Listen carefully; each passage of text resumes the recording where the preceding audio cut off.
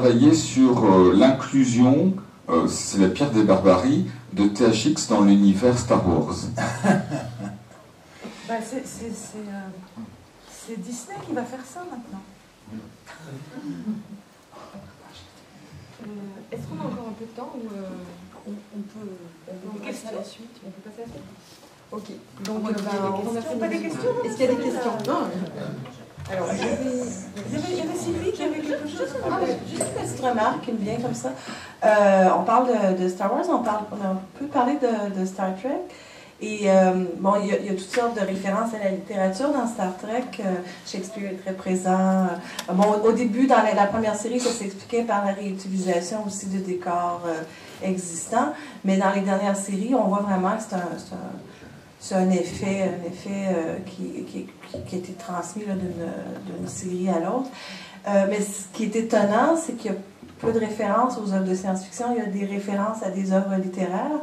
Mais il y a peu de références à des œuvres qui sont du même genre que Star Trek. Je trouve que c'est peut-être aussi symptomatique, je sais pas, c'est du manque de circulation d'un à l'autre aussi.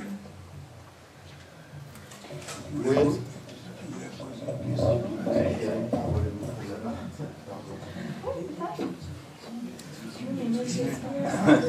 Merci.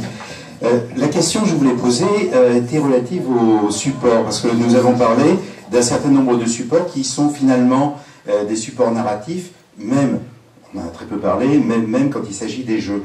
Or, on a de plus en plus de créateurs qui n'hésitent plus à se réclamer de la science-fiction en utilisant des supports appartenant aux arts plastiques.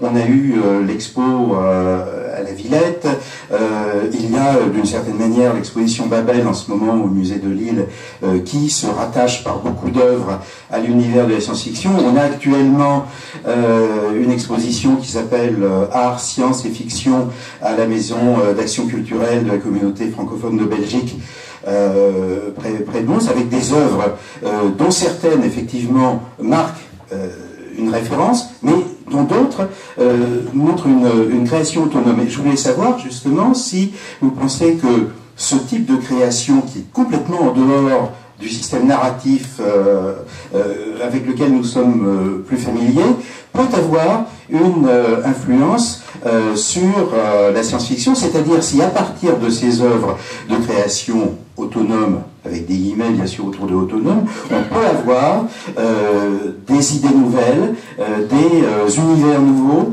qui viennent nourrir justement les films narratifs. Pour l'exposition de la Villette, on peut répondre très facilement. C'était une collection privée de décors et surtout de costumes de cinéma et émanant pour l'essentiel de Star Wars. C'est bon. Donc, je ne vois pas que ça puisse avoir de descendance et ça n'a aucune autonomie.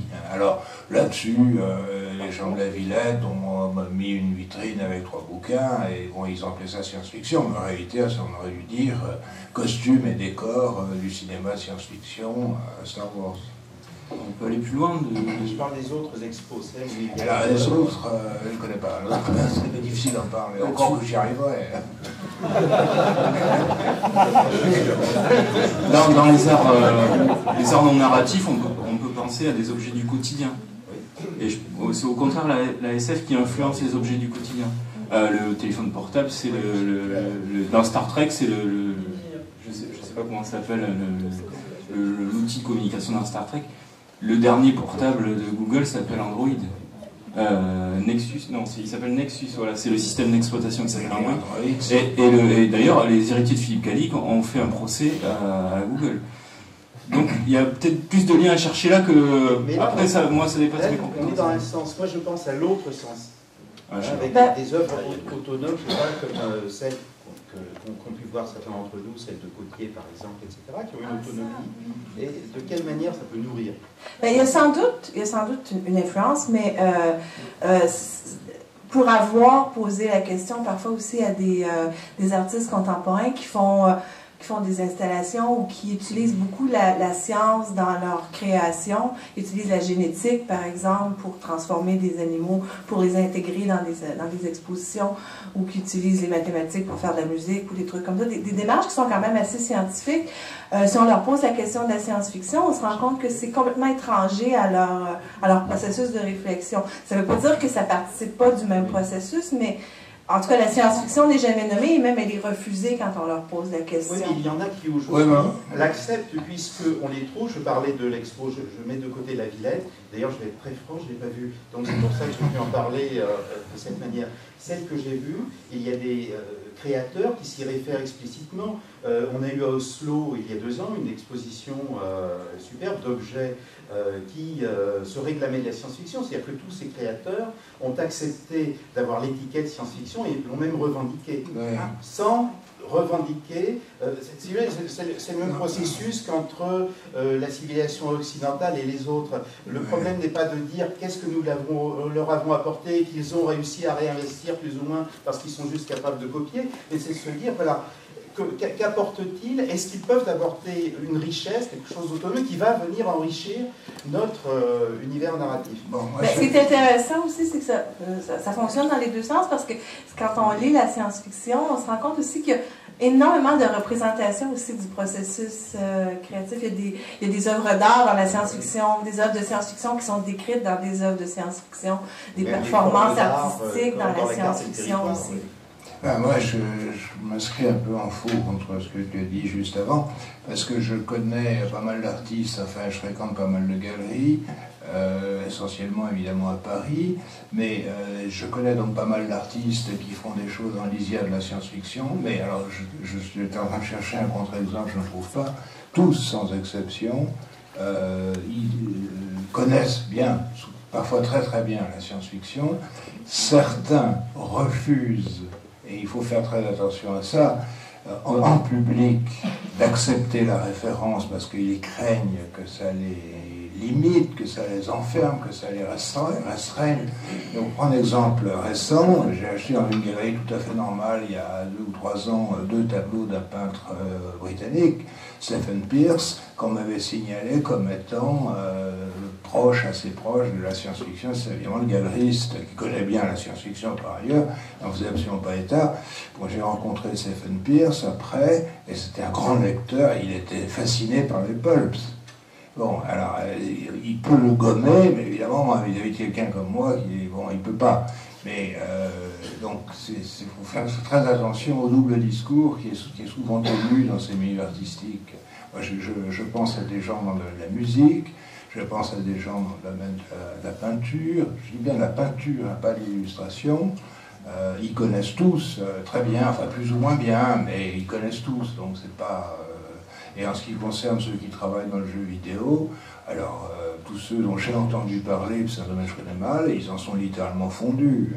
Donc je crois pas que là il y ait de clivage. Donc on va peut-être prendre une toute dernière question, mais vraiment très rapide. Donc Jean-Luc, si tu veux bien, et puis on passera... J'espère que je vais avoir la voix qui va porter... T'entends.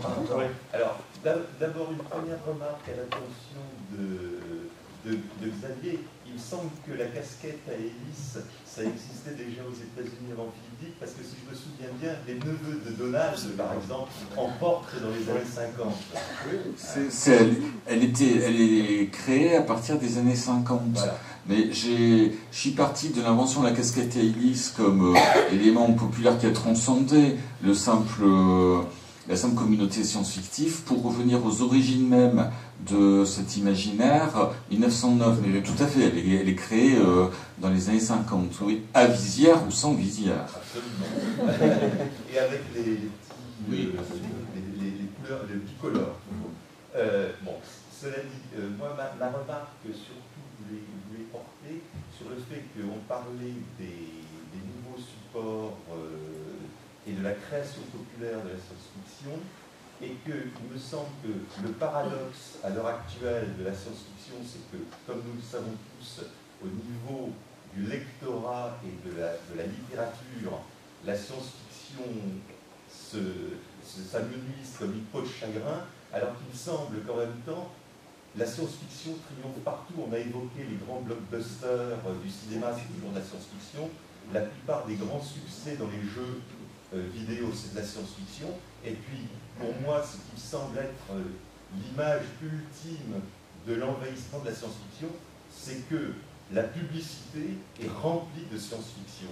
Et que si les publicitaires pensent que c'est ça qui fait vendre, on peut leur faire confiance pour ça. Et ça, c'est ce qui me frappe, c'est que effectivement, la science-fiction littéraire s'anonymise, et que pendant ce temps-là, par contre, il y a une prégnance de l'imagerie de science-fiction et des thèmes de la science-fiction absolument partout. Est-ce que je peux rebondir une dernière fois là-dessus? Bon, très rapidement, parce qu'on va se faire aborder par Natacha. Bon, c'est que, pour moi, ma théorie, c'est que c'est parce que nous vivons dans un monde de science-fiction que la science-fiction littéraire est de moins en moins attrayante pour les lecteurs, parce qu'ils sont plongés dedans, dans un monde qui change très vite, dont ils ont le sentiment qu'ils ne peuvent pas vraiment contrôler le changement, et ils ne sont donc pas nécessairement portés à retrouver ça quand ils lisent. Ils ont plutôt envie de s'en évader. La fonction d'évasion, qui n'est pas une fonction négative à mon avis de la science-fiction, et qui était son attrait, aller ailleurs, ne fonctionne plus aussi bien, sauf dans certains types de science-fiction qui, eux, continuent à être pas mal populaires. Est-ce que je peux avoir une minute pour attirer l'attention sur le très grand danger qu'il y a à ignorer la science-fiction? Il y a 20 ou 30 ans, j'ai fait partie, alors ça c'était ma casquette de prospectiviste, de groupe de prospective dans le cadre de France Télécom. Et j'aimerais raconter cette histoire parce que on disait, bon, le téléphone de l'avenir, on était supposé y réfléchir, et alors quand on évoquait le téléphone de l'avenir, qui serait petit, avec une image, enfin, etc., les portables, enfin, sans fil, les grands techniciens du groupe de prospective commençaient à s'esclaffer lourdement, en disant, non, ça, mon bon monsieur, on fera jamais, il n'y a pas la bande passante, etc. Bon, 20 ans après, on l'avait. Qu'est-ce qu'ils avaient oublié? Les technologies de condensation de l'information, enfin, et c'était des grands pontes. Hein. Et s'ils avaient lu de la science-fiction, s'ils y avaient cru, ils auraient compris que le désir prime toujours les difficultés techniques. Merci beaucoup. Merci de nous avoir parlé.